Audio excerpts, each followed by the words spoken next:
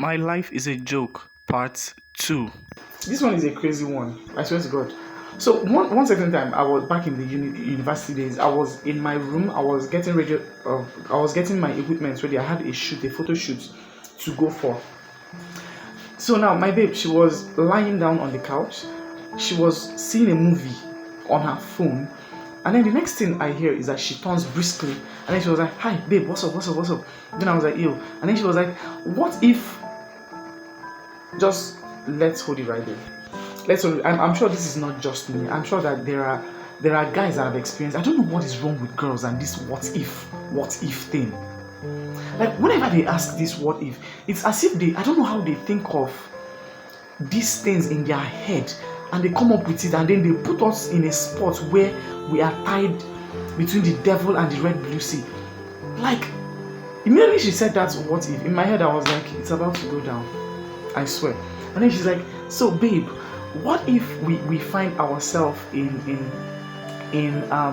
a desert riding a camel and then we get attacked by a desert vulture and the vulture now, carries me and flies up in the sky, and then few minutes after it drops me, and then when it drops me, I don't have one eye, it has plucked out one of my eyes, and then I don't have one arm. What would you do?"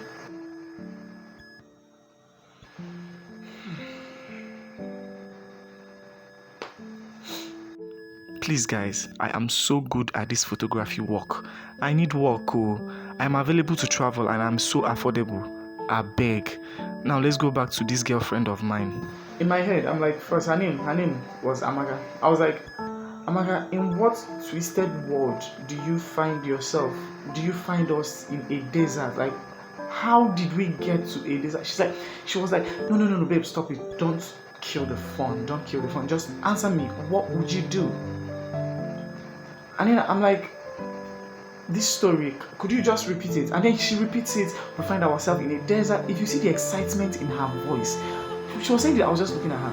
You see the excitement in her voice. In my head, I'm sure she must have watched one of these crazy sci-fi movies or one of these movies that keeps making her live in a world of illusion.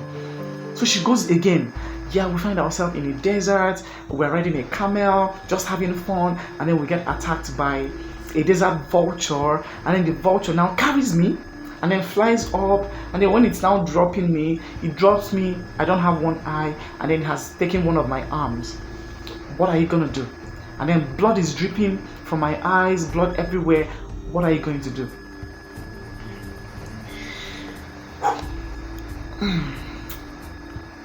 I said, "Well," and then in my head I'm like, "Is there what?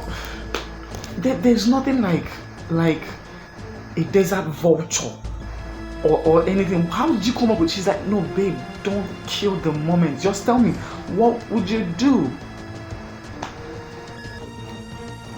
So I was like, okay.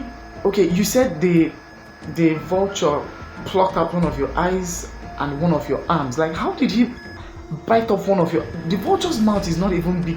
Vulture's mouth, and then she was like, "No, it's a desert vulture, so probably it's very, very strong and all of that. Babe, just answer me, what would you do?" So I'm like, oh God. I'm like, okay, fine. I'm like, okay. You said that we are the only ones in the desert, right? She said, "Yeah, we are the only ones in the desert." Like, and then I was like, "No other person in the desert?" She's like, "Yes, no other person." "So what would you do? What are you going to do?" So I was like, okay, if that's the story, if that happens.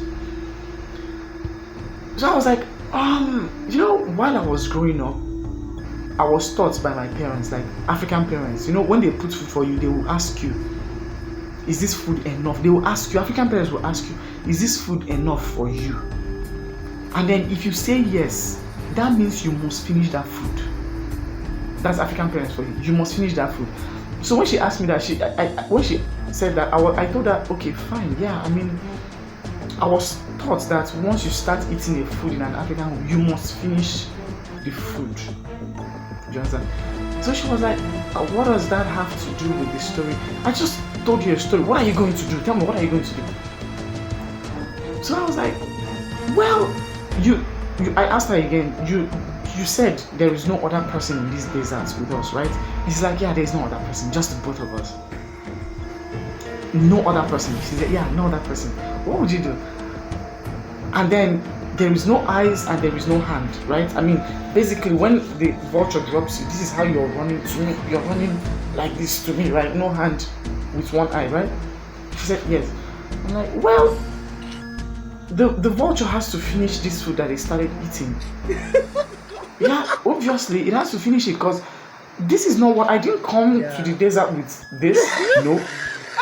So I would even, I would even, that rope that we're using to ride the camel, I'll use it and tie you up. And then I'll present you to the vulture, the desert vulture, because I did not come, the vulture has to finish the food that they started eating now. You understand?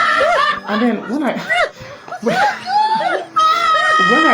gave her this response, she fixed her eyes on me and said, "Babe, really?"